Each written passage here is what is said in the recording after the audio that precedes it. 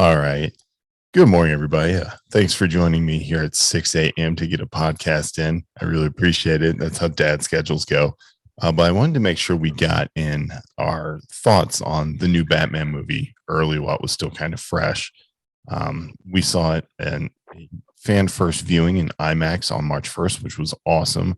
So we got to see a lot of really cool stuff before the spoilers start hitting Twitter, which is where I saw a lot of stuff spoiled already. But we'll keep this review for us pretty light on spoilers, just in case you guys haven't seen the movie yet. But I was there. I was joined by Laser Eric and Jedi John, and I'm joined by them today. Good morning, gentlemen. Good morning. Good morning. As we all take turns sipping coffee. I don't know what John's doing. He's just raw dogging life over there. No coffee at all. Quite literally raw dogging it. All right. So who's ready with a general overview of your thoughts on the movie? I figure we'll each talk about it, and then we'll dive into more key aspects of the film. Anybody want to go first? I can go first. All right, go for it. So, I think of the three of us, I was probably, I don't want to say that my expectations were the least tempered, but I don't know Batman as well as you guys do. I don't know the source material as well as you guys do. But for me, for somebody like me who's not as well versed with the comics, I thought this movie was just fantastic. It took a really dark tone, which is, you can tell that from the previews, but it was definitely, it sets itself apart from the other Batman movies really well. There was really, that I recall, there was only really one point of quote unquote comic relief in the movie, but I don't think it needed it. I thought the tone was great. The story was excellent. You got a lot of really good detective work, a lot of really good crime drama type work in it, while still being a superhero movie. So yeah, I thought it was excellent. Yeah, I would agree with that. Building off the comic relief parts, you're right. I counted at least two. I think some of that we get from almost like a buddy cop relationship between Batman and Jim Gordon, which is fun. But you're right. There is this kind of interesting story-wise. It's almost kind of like a police procedural at points, right? But then it's still very much superhero action movie, thriller. And there's even some horror aspects in the movie, which after watching it, I was kind of surprised that it still was PG-13. I felt like it could have pushed that envelope and very easily gone to the R side of the rating. But I mean, everything about the movie was incredibly well done. Matt Reeves' directing was phenomenal. The cinematography was incredible. The music, Michael Giacchino, just really, I think he just lit his tools on fire and over delivered on the score and everything itself. All of the actors, it didn't feel like anybody was fighting to be the lead in this movie, which I feel like sometimes is the case in Marvel movies, especially when you're looking at the ensemble cast that you get in this particular movie. Everyone really holds their own, and even minor characters, like Colin Farrell's Penguin. I mean, he owns each scene he's in almost as well as Robert Pattinson, and not to even mention Zoe Kravitz, who is absolutely named a thief because she steals every scene she's in. Like, I couldn't take my eyes off of her. She just commanded the scene so well. So the acting there was incredible, and the setting really came alive. I felt like Gotham City itself was its own character in this movie. You kind of felt like you were there, and it was awful. Like, the place sucks, right? Like, it's raining all the time. Terrible things are happening, and you're just like, yeah, man, this place is awful. Is it ever morning in Gotham City? The answer to that is yes, but not till the end of the movie. That's fair. That's true. I did think it was really cool how the movie showcased, and I think Batman Begins tried to do this, but I think this movie did it very well. They show Bruce weaponizing fear. Like, he is actually very successful in turning that fear into a weapon to the criminals of Gotham, which was really cool. I mean, there's a lot of ways I could dive into that, but it would ruin a lot of stuff. So I will digress. The movie, I think, over delivered. It surpassed my expectations. So what do you think, John? Yeah, I mean, you touched on the music already, but that's one of my favorite parts of the whole thing, which is weird to say. But the music really sets the tone. Every scene that you walk into or Batman walks into, I mean, he's coming. You know, I mean, it just gives you chills at certain points, just because the music is hyping you for it, and it was just really well done. Your side characters did a great job. I love the Riddler. I mean, as everyone should know by now, he's one of the main villains in the movie. And like you said before, like they did push that envelope for rated R. I mean, the way all of a sudden you see the Riddler stretching out duct tape to take, I'm like, you could go a lot of different places with that, and the way he left some of the victims, it's crazy because you are looking at a victim at a crime scene, and Mhm.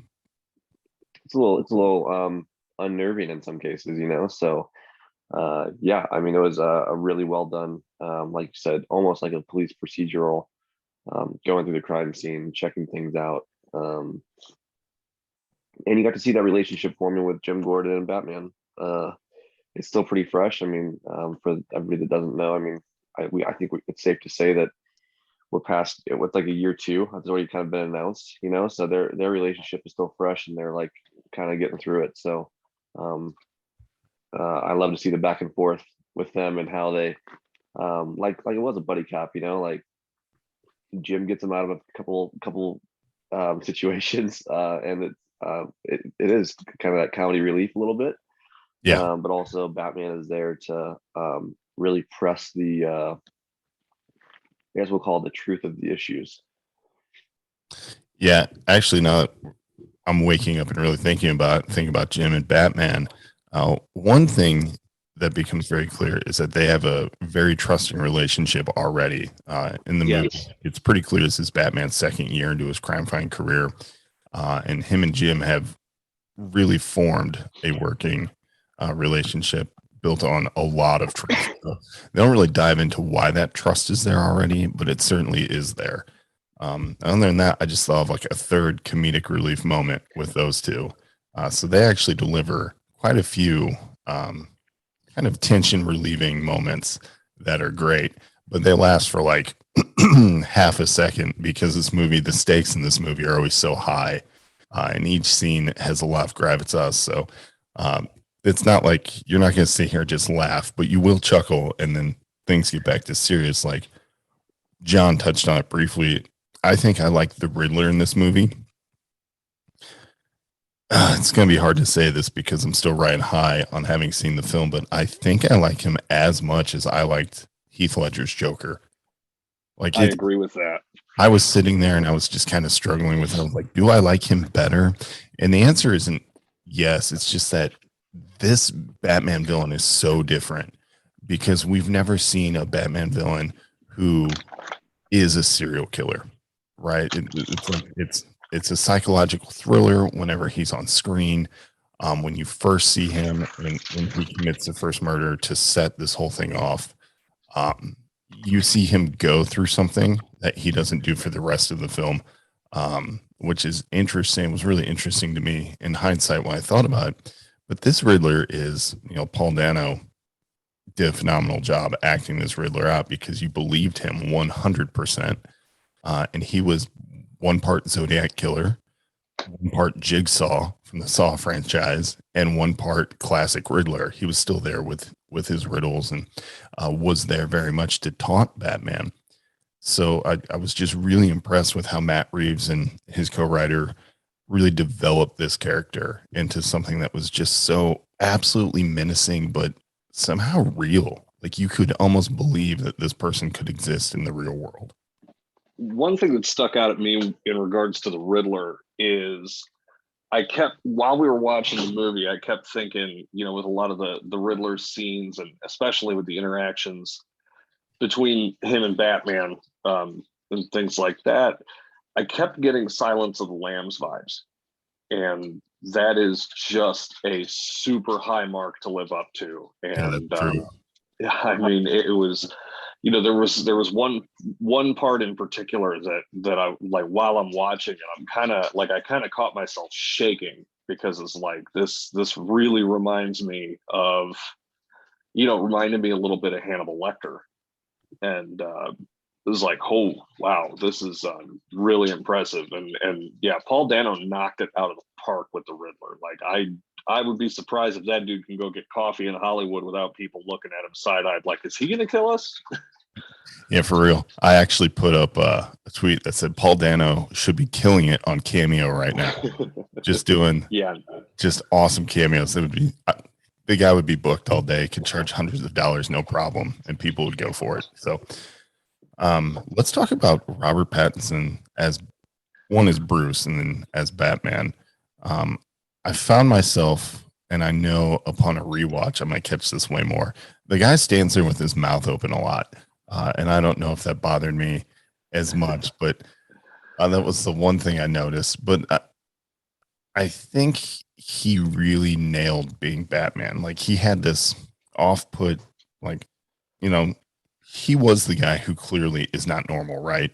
I mean, for God's sakes, he'd stand there in a bat suit in a room full of cops, and is just like cool with that. But he really, I think he delivered being Batman very, very well. His Bruce Wayne, I think, he just stood there and was like this emotionally damaged person the whole time. So when you're looking at him, you're just kind of like, dude, you're not okay. Like, and that's clear just looking at you. Like, he didn't have the mascara on or the guy line or whatever, the eye makeup on all the time, but he might as well have, right? Like, he always just seems so sullen. And I think he nailed that, even so much so in parts where he was like borderline sociopath. Like, he almost shows no regard until the moments where he does start to like spark that empathy, right? When he sees things and you see that come through a little bit. So one of the criticisms I saw online was that he was emotionless, and I think I highly disagree with that. He was just very focused and damaged, and then as the movie progresses, you see a little bit of that emotion start to come through. that's true. I think when you and I were talking after the movie, the wording I used was I felt like he was wooden at times. Looking back on it and kind of analyzing over the past few days, I agree with your take. I think that's the point of the character. From a Bruce Wayne standpoint, his job in this movie was to portray a younger Bruce. It's like year one, year two. He's not going to be as polished and as put together. You don't have that playboy side. And I don't think that Robert Pattinson's Bruce could do the Playboy side. I think he was there and he did exactly what he needed to do on this movie. No, I think he did exactly what he was directed to do too. Yeah. Yeah. Yeah. Overall, I don't know. It's really tough to say this, but as far as the pairing for Batman and Bruce Wayne, I mean, I'm going to rewatch it obviously, but on first take, he might be my favorite pair. To pull off both aspects, huh? To pull up both aspects of the role. I mean, this is a way different Bruce than we've ever gotten before. So I think that leads into it a little bit. It is definitely more the grittier Bruce Wayne that, he really is a shut-in. Like, he's not the playboy, philanthropist, always out everywhere, which is a different take on Batman than we've seen on the screen before. So I really enjoy it. So as far as the Batman goes, which I mean, you guys are gonna have to correct me if I'm wrong, but I mean, he was Batman more than he was Bruce, and that's kind of the first time we've seen that in a Batman film, like the first one of a trilogy or anything like that, in a while, because obviously Christian Bale was Bruce Wayne for a lot of Batman Begins. So Christian Bale was Bruce Wayne for a lot of Batman Begins. So yeah, he actually, for the majority of Batman Begins, he is Bruce Wayne. I think it's a little flipped. I think you're right. You do see plenty of Bruce Wayne. He is in this movie quite a bit. But Batman, I think, beats him in screen time, and thank God. Thank Yeah, God. and when he walked into the room, you got that intimidation. You got the which I know a lot of fans were all worried about Twilight Boy taking over Batman. Um, but Pattinson's a good actor. Like, I mean, if you see him in his other roles, he's a good actor. So I was not as worried about that kind of stuff. But when he walks in the room, there is an intimidation factor, and you need to feel that when Batman walks in. So, and but there's still that very serious. He's there to help, but also it's, I mean, a serious situation usually. So, Yeah, you mentioned like when he's coming, which is as far as Batman goes. Usually, Batman's like stealthy ninja, kind of like if he wants to be there, he's there. If he wants to be gone, nobody notices. He's gone, which he does do that actually in this movie. But for a lot of this movie, Batman announces his entry into a room. You hear his boots just pounding on the ground as he's walking in. And it's very measured, and it's very much a great job in sound in this movie, which so much of this movie was so well done with sound. But Batman just kind of crunching into the scene, just marching through the darkness towards the limelight of the scene was really cool, because you're right, you became intimidated before you ever even saw him, which was huge. It was really necessary, and also it was kind of like oh, here he comes. Oh, you're waiting. Oh, here he comes. Like as an audience member, it was really cool because it just built the anticipation and excitement for the scene. and in some cases, you don't know when he's going to pop on the screen. Like, he's coming, but you don't know where it's going to be. So Dude, it keeps you on the edge of your seat a little bit. there was this movie, I swear, blends genres, because I said it was a thriller, psychological thriller, and part aspects of horror. There are some scenes where you're watching this movie where I'm actually afraid of Batman. Like, I don't know where he's coming from. He's almost like this like ghost in the darkness that's ready to just pounce. And it's really cool the way that Matt Reeves pulled that off, because I don't think, truthfully, anybody's ever been afraid of Batman. I think the closest we got was maybe to a couple of scenes in Batman Begins, which, by the way, the Nolan trilogy is incredible. And I'm not really trying to compare this movie to it, because this movie is a whole different animal. But I would say this movie accomplishes a lot of things that the prior movies all kind of wish they could have done. Yep. No, Absolutely. I mean, but it's different, and like you said, like, we're going to compare it all day just because we're fans of Batman, and what came before is still, I mean, we've seen those movies 10, 15, 30 times, versus this new one that we just saw for the first time. And I think it's just normal to compare it to old stuff, but man, It's it also really the it set itself apart though. Like, it's completely different. it's a league. And yeah. so, you know how this movie is as different from the previous Batman movies as the Batman Arkham games were different from the previous Batman games. Like, it's much darker. It's very, detective based. Like, it just miles apart, and somehow just so much better. That's true. That's true. The closest movie comparison, obviously, between this movie and the other Batman movies is clearly the Nolan trilogy for a lot of different reasons. Excuse me. But it does set itself apart on its own, just with that darker tonality. With they never really, with Bruce, with Robert Pattinson's Bruce, he never really comes off of that brooding, you know, whatever you want to call it. He doesn't come off of that. It's the tone of the whole movie, which, if you're gonna do a world's greatest detective Batman movie like they did, this is exactly how you should do it. Because, from an audience standpoint, it keeps your attention, and you don't want to get up because you're not sure what you're going to miss. Just like you said with the sounds, Batman's coming, but you don't know where he's coming or when he's coming. You can't take your eye off the screen, because if you do, you don't know what you're going to miss. And it might be real important a half hour later. That's true. The mystery, one of my favorite types of films are usually like that detective got catch the killer kind of movie. I'm thinking right now of like an Alex Cross type movie or Seven. A lot of people have compared a lot of this movie style similar to David Fincher's Seven.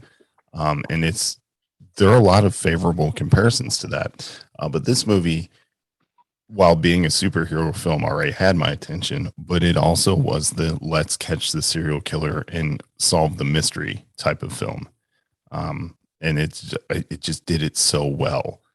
So much so that now I'm thinking of going back and finding more of Matt Reeves' movies and seeing if any of them are like that so I can enjoy those as well. But this movie, you're right. It did not, even though it was 176 minutes long, it did not waste any scenes. Like I felt like everything there was very necessary to tell a good cinematic story, and everything was important for the overall structure of the story as well. So I was very pleased with that. I was also really just again Riddler's overall plan is very impressive, and the way it works throughout the whole movie, why each part of it is necessary. I was sitting there kind of thinking, there's a lot of parts in this movie where Riddler could just go kill somebody and that would be it. It would be done. But wouldn't serve the plot or the whole purpose of these murders and the mystery he sets up. There is a grand purpose behind it that's actually kind of believable. I agree. As that unfolded, it got more and more, there was a lot more light bulb moments, I guess you could say. Yes. And believability wise, that was one thing I was going to bring up is as it progressed and as you got toward the climax of the plan and the climax of the movie, I think we can all agree we were sitting there as like, this is almost too believable in some ways. Yeah, there were some real world scary aspects that were brought into it. I mean, I don't want to spoil anything, but you sit there and you believe, you're like, yeah, they could actually do that today. Like I could see that happening. That's enough. You took a character that borderlined on the ridiculous and made it completely, if you told me that was a real world story, not like, gave me the recap, I could almost sit there and think, yeah, that could happen, unfortunately. Yep. Yeah. All right. So let's not dwell on that too much because God forbid. Yeah. But I was thinking, in lines with the villain of the story, right? You've got Riddler, and he is the main antagonist of the film. But sometimes you forgot that in this movie, and that's how good the side characters are, right?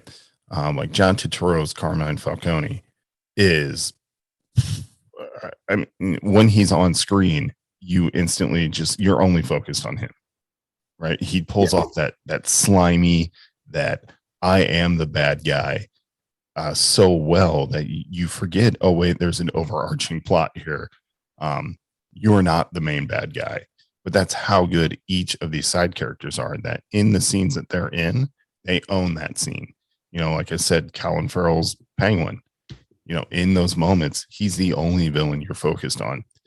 When Selena Kyle is on screen, she's the only character that you focus on, right? Well, except for her interactions with Batman, because that's just entertaining as all hell anyway. But even Andy Serkis as Alfred, he pulled a very good, I think, adaptation of the various type of Alfreds that we have seen in Batman comics.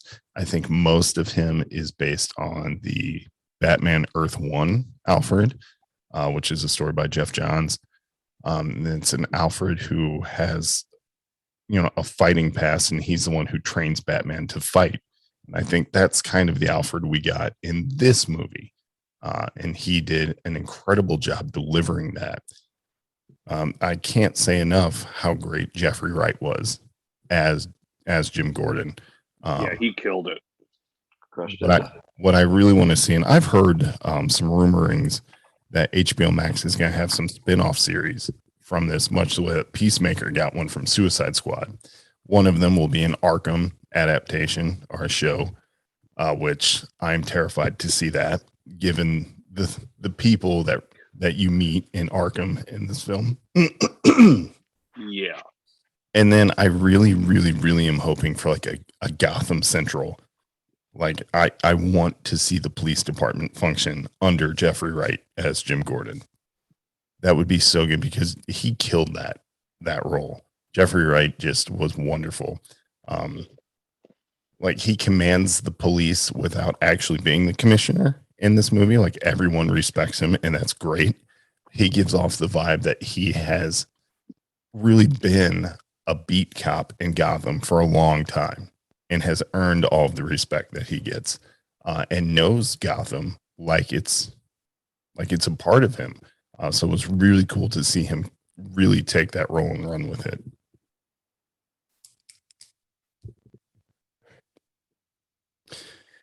And then trying to think of another minor character that just killed it in this movie. Even what's her name? Annika? Oh, yeah. Yeah, Yep. yeah.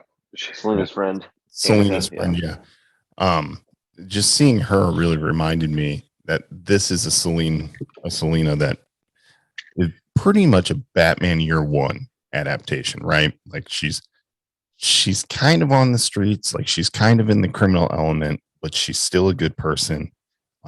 And she really cares about her friends, and that transitioned over into this particular movie. I don't. I could go on ad nauseum about Zoe Kravitz as Selena Kyle. I think that she just really killed it. Um, she's probably like, I'm sorry, Michelle Pfeiffer has been dethroned as my favorite Catwoman just because Zoe Kravitz is. She nails that feminine approach, right? Like she's not too hardcore. Like you're not like, wow, that's a man out there or anything like that. But she's very physical. In the scenes that she's fighting, you are scared of her. I'm pretty sure there's some scenes where whoever she was fighting is now eating all of their food through a straw for the rest of their life, or maybe Yes. in a wheelchair or dead.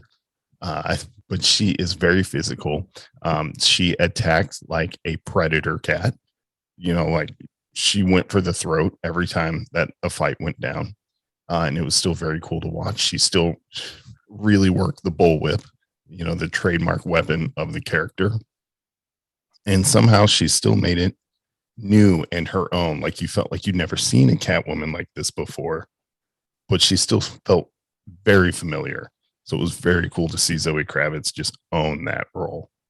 Yeah, she was great in that. The action between the woman and the predator, just damaging people when she fights, that action was so seamless too. Oh There yeah, was no, there was no wind up, there was no nothing like that. It was almost as if, this is just naturally what I do, and this is what it is, and this is, a result of my upbringing and a result of the environment that I've been in, which you learn about. Um, I thought she did a great job. Zoe Kravitz does a great job in just about everything she does. As it is. I think about her character in X-Men First Class, and the way she portrayed that. She does this kind of action type. I don't want to say action star, but let's use action star. She does this really well, and this is no exception. I'm with you, Brandon. She's best Catwoman so far that we've seen on screen. Love Michelle Pfeiffer, but she had a great run. 30 years is pretty good, but I think it's time to pass the really torch good. to somebody else. Yeah, and I'm sure she'd be fine with that. Oh yeah. Um, yeah, the scene, just the fight scenes, everything, it all comes together just so well. Like a lot of movies that you have seen, especially superhero movies, there's usually that moment where you say, this was the best part of the movie. The acting, the characters, the music, you know, something is lacking, right? But in this movie, I'm sitting here going, what could they have done? What could they have done to make this better? And I'm really at a loss for an idea. I mean, it was an entertaining movie the whole time, and I think that's Right. when you're walking out of a theater after spending 3 hours in it, if you're not at a point where you're like, oh yeah, I'd go see that again, Oh yeah. The movie is messed up, like in some way. Like there'd be too many flaws that because you should still want to see the movie again. There should be a rewatchability. It was a very entertaining movie, nonstop. Like Eric said, you're not going to want to get out of your seat, um, and everything just works well together. Yeah, there's those critiques that we're already seeing online, and you're thinking back to it, and you're like, yeah, maybe a little better, but if that's what we're complaining about right now, we're in Then a we're, really yeah, good we're really spot. lucky. Yeah. Right, Oh, we're yeah. doing fine. Yeah. As we were walking out of the theater, if they would have just hit the replay button and watch again, I would have turned right back around and sat back down in my seat for another 3-hour run. I really would have. It was that exciting. Um, I'm still just at a loss for how well they portrayed everything in the movie, especially when it came to Batman, right? So Batman needs to be really, really well explored if the name of the movie is The Batman. And I think that Matt Reeves really is successful at that. And Robert Pattinson as well for portraying this character. But one of the things I thought was really cool is that you got to see that this is still a pretty young Bruce in his career as Batman. I know we're in his second year of it, but he is a really good detective. He's seeing things that other people should see, and taking note of them.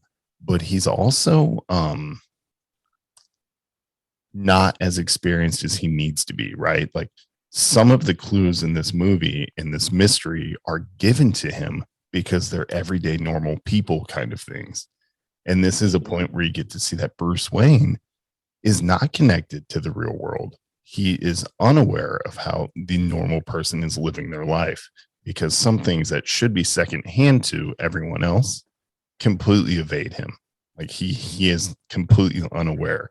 And I thought that that was really good in this movie that they conveyed that like Bruce Wayne would not be connected to normal things that you would assume anyone would pick up because it's just not the life he's lived.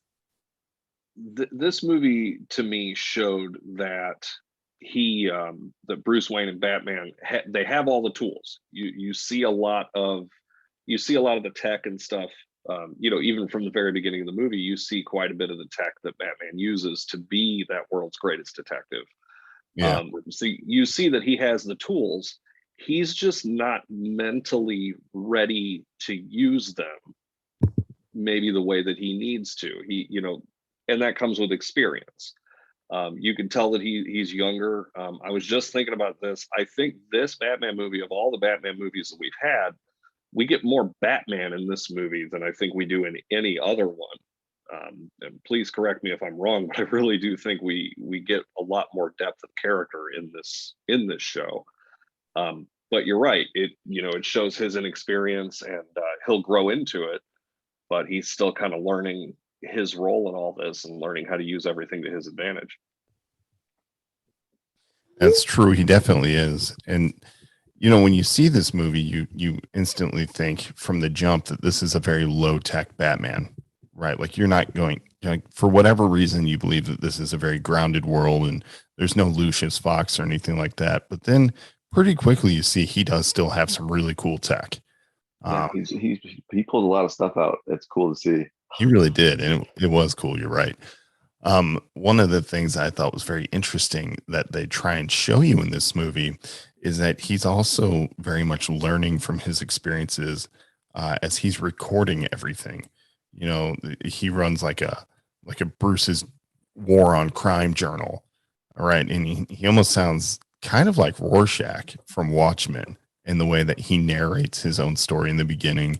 And he's journaling everything that he's doing and wondering at his effectiveness or how to be most effective. And I swear at any moment I was ready for him to say, and they'll look up and shout, "Save me." And I'll say, "No." Like just that classic Rorschach quote from Watchmen. I was almost like expected to hear it. I was pleased I didn't, but I thought that was a really interesting framing device to start off by. Real quick in this movie, you have to be jumped up to speed with what Batman's doing and where he's at with it, and having him narrate his journal or document what he's been doing so far and then reading it to the audience kind of is a great way to do that, because instantly you get right in Bruce's head. You kind of get caught up to speed with where he's at in his career, and then you understand what his motives are for it. So I thought that was a really cool way to do it, even though, like I said, it really reminded me of Rorschach's journal in Watchmen. It is really cool to see in the beginning, like you said, him narrating that, and it's also you get caught up right away. He's still a little bit questioning if what he's doing is even working. Right. So it's really cool to kind of get right into his head right away, and it puts you right in his mood. You know, like he's almost depressed that he's still doing this because he doesn't know if it's working. So That's it's true. He kinda is crazy. questioning his own effectiveness, which is, it's what would naturally happen, right? I mean, you're out there all night, every night, putting yourself in harm's way. You're like, is this even making a difference? And so, that's a really good question. Another one of the things that I thought this movie did very well was they point out very clearly, at least twice, there are different ways that Bruce Wayne could be helping the city. But because he is so focused on this particular way of doing it, he is complete, like he has blinders on to the other ways that Bruce Wayne could be effective. And I think the movie points that out very well. And it's actually pretty central to the plot, right? Yeah, it is. And it's actually pointed out in the movie that this isn't the philanthropist Bruce Wayne that you might be used to. There's a comment that's made in the movie, and I thought that was interesting because that's just something that's real subtle, and you may or may not pick it up, but when you do it, you realize it sets this character apart from what you might be used to. I mean, this Bruce is not bringing models to a hotel and then buying the hotel because he doesn't like the way the guy's treating his guests. Yeah, This just isn't that dude. He's more likely to blow up the hotel because he thinks they're selling drugs out of the back. Or snap the server's neck. Yeah. Stab somebody with a souffle fork because you know what? They made the wrong choices. I thought that, it was, again, really interesting. Even small things like that, like aspects of Bruce's character really matter to the overall plot of the movie. And that's how you know it's incredibly well done. And we are about to lose the Zoom meeting. So it is 6:46. You guys want to do just a quick wrap up?